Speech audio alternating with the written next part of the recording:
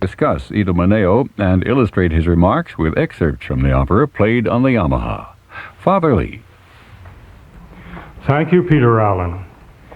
I first came in contact with the figure of King IDOMENEO not through Mozart's opera, but through Homer's Iliad. In that oldest epic of the Western world, King Idomeneus, as he is called in Greek, brings the largest fighting contingent to the Trojan War. He leads 80 of the 1,000 ships launched by Helen's beautiful face. He's only a supporting actor in the story, and while not so old as old Nestor, he is less nimble and less youthful than the other Greeks at Troy. He's a good fighter, though, and because he rules over that great sea power, Crete, the sea god comes to watch him fight.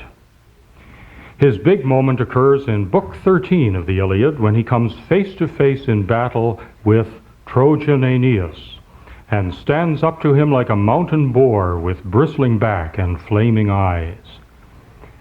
But strangely, Homer tells us nothing of the story we get in Mozart's opera, how the same King Idomeneus was caught in a storm sailing home and vowed to the sea god that, if saved, he would sacrifice the first living creature he found on shore, and then found by a terrible twist of fate that the victim he had to sacrifice was his own son.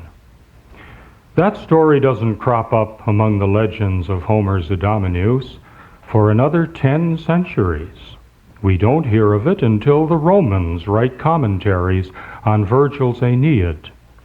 But it's a story that was bound to make its way sooner or later into the Greek hero myth, because it is, to use the technical term, archetypal. It's a story told by all races and tribes.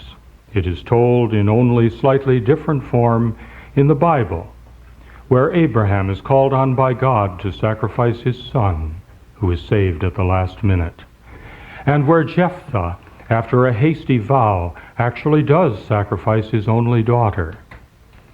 There are traces of the story in the myths of Greek Agamemnon sacrificing his daughter Iphigenia, and of Meander sacrificing his son, and in the myths of many other civilizations. Some stories are so archetypal, so emblematic of the conflicts in our lives, that all races and cultures have to tell them. Probably no story in the Western tradition has been told as often as that vast, burgeoning story of the Trojan War. It gave birth to countless poems and dramas in the ancient world, and how many operas? Once on the Texaco quiz, I rattled off the titles of 10 Trojan War operas in sequence. But that was nothing. A recent German study lists, for the 17th century alone, a full 37 operas on Helen of Troy, and 53 more on Agamemnon, 52 on Achilles, 57 on Odysseus, 33 on Aeneas, 96 on Dido, and those are just some of the main figures connected with the Trojan War. Most of those operas are lost to us now. They were all specimens of that 17th century kind of opera called opera seria. Mozart's Idomeneo is probably the greatest opera seria ever written. It is also one of the last. It is opera seria in the process of becoming something else, something closer to opera as we know it today. In Idomeneo, Mozart is changing everything. No opera seria till this one had music in it like this, music that looks not back to the Baroque, but forward to Romanticism.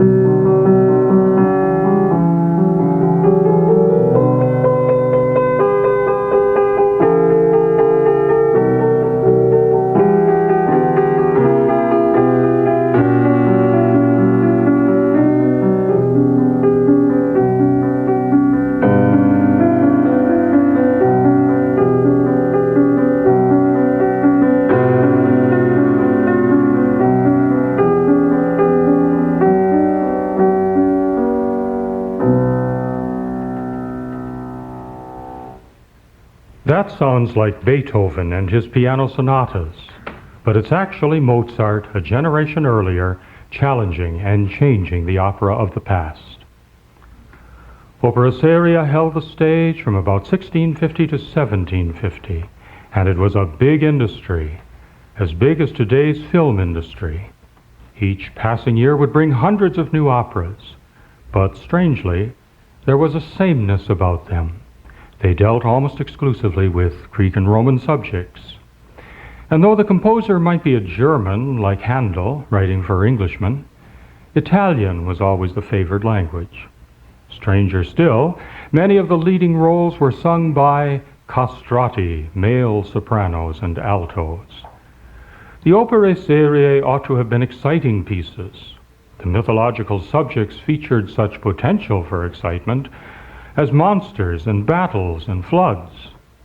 But the music was mainly a succession of long arias separated by longer stretches of recitative, while the drama inched its way towards a happy ending designed to show the wisdom and clemency of the ruler for whom the opera was commissioned. No wonder, with political revolution in the 18th century air, opera seria was on the way out. Mozart was 24 when the commission came from Munich to write an opera seria for the beautiful new Cuvelier Theater and the installation of the new Elector, Karl Theodor.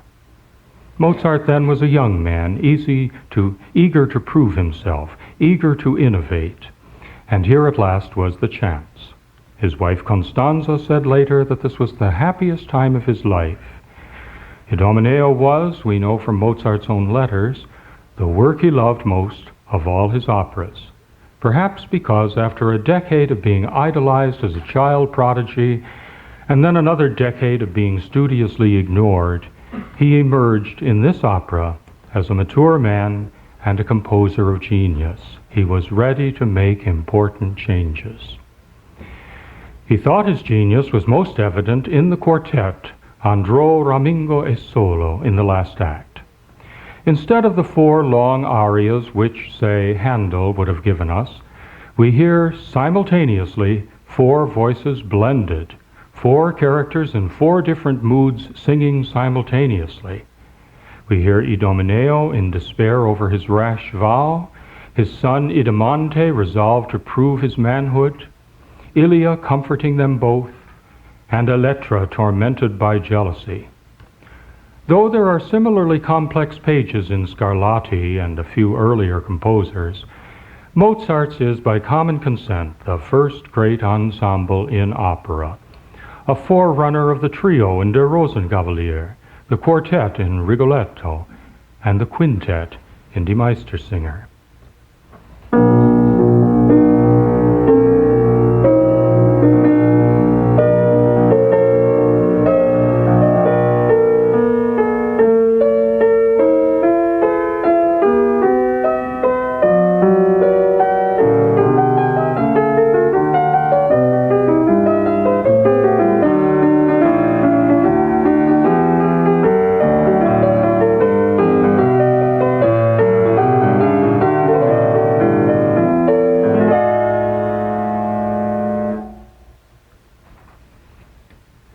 There are other advances made in IDOMENEO as Mozart continued to look forward.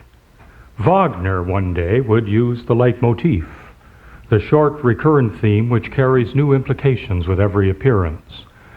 Well, 100 years before Wagner's Tristan, Mozart in IDOMENEO experimented with something quite similar, the brief recurrent phrase pervading the score, changing its form, instrumentation, harmonization, and rhythm as it develops its ever new associations. On the first page of the overture, we hear one of these. Mozart first states it as a 5-note descending figure.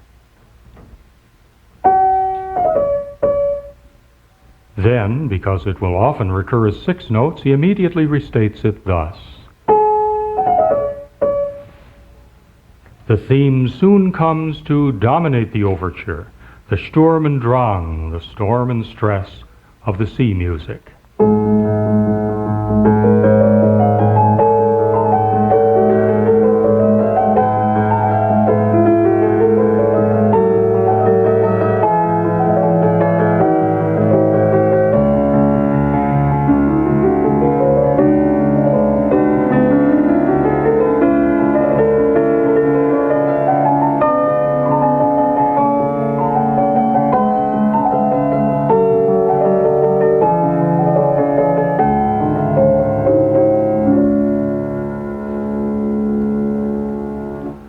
A few pages later, the theme reappears in the recitative, as Ilya remembers the fall of Troy.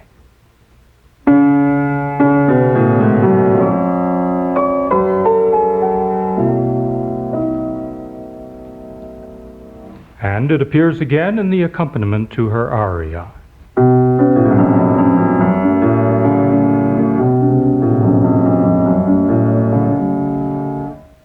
The theme is brighter when Ilya's beloved, Idomeneo, tells her he will make her forget her past sufferings.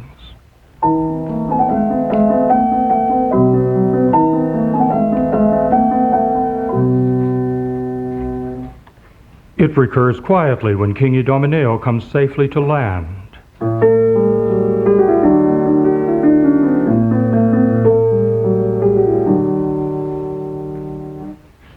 And it accompanies the thought that now he will have to keep his vow to the sea god and sacrifice the first living thing he finds on shore.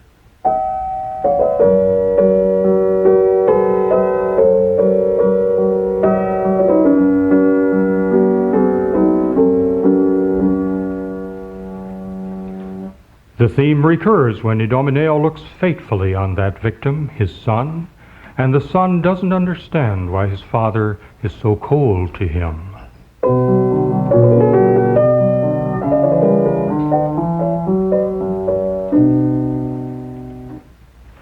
The English critic David Cairns has suggested that by this time the theme has come to bear associations both of nature's cruelty and of our own inner sufferings.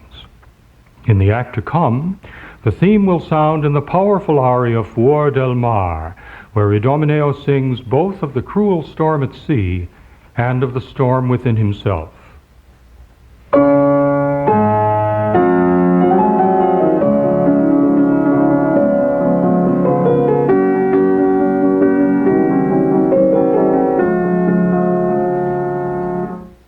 The theme will hover over the little duet of the lovers in the last act.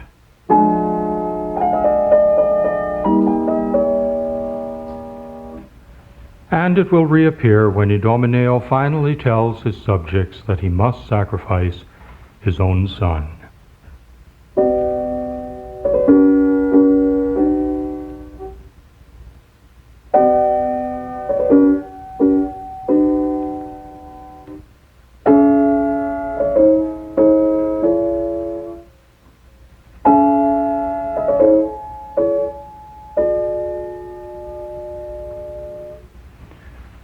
Ten years after Idomeneo, in the last moments of his life, Mozart wrote one last opera seria, La Clemenza di Tito, a piece admired by Goethe and Kleist, a piece that inspired Shelley to write one of his most romantic poems.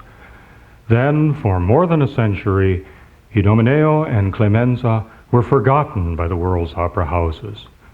Because in between Idomeneo and Clemenza, Mozart, always experimenting, had changed the course of opera.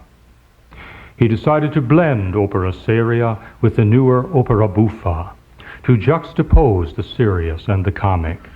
So those wonderful tragicomedies, Figaro, Don Giovanni, Così fan tutte, and The Magic Flute, made their way around the world, and Mozart's two wholly serious operas, his opere serie, went completely out of fashion. Until these last few decades. Now Idomeneo and Clemenza are holding the stage once more, and I'm happy to say that it was the most famous of commentators on these intermissions, Boris Goldovsky, who led the first stage performances of Idomeneo in this country at the Berkshire Festival in 1947. Those Goldovsky performances heralded the re-emergence in America of Mozart as an opera seria composer. Idomeneo, we can now see, is not an opera hopelessly out of date, but an opera for all seasons, for all times and places. I'd like, finally, to illustrate that. At the end of his book, In Defense of Opera, Hamish Swanston tells the true story of an African bodyguard, a giant of a man, recruited to accompany the president of a developing country to a conference in Geneva. The African knocked at midnight on the door of a Swiss professor of law to ask what that wonderful music was playing on the gramophone. He stayed to listen to the professor's recording through the night, and then eventually took it back with him to his village. The music that bridged the culture gap that night was IDOMENEO. The piece that spoke with directness to the African was a piece that the theaters of Europe and America had laid aside for some 200 years. So tenacious was the idea on those continents that opera seria was dead. The African instinctively knew better. Maybe more in touch with myth and its wonders, he could hear in the music something we missed over 2 centuries. This story of a father called to sacrifice his own child is both timeless, told of those archetypal fathers in Greek myth and the Bible, and personal to the young man who wrote the music. Mozart knew in composing it that he was no longer a child prodigy, but a man of genius. His father was soon, like IDOMENEO, to relinquish his stern control over his life, and he, like Idamante, would come into his kingdom, into the fullness of his powers. The breakthrough work for Wolfgang Amadeus Mozart was IDOMENEO. It told one of our great archetypal stories, and it was, at least partly, about Mozart himself. No wonder it is full of wonderful music. Thank you, Father Owen Lee. Next week, during the broadcast of Verdi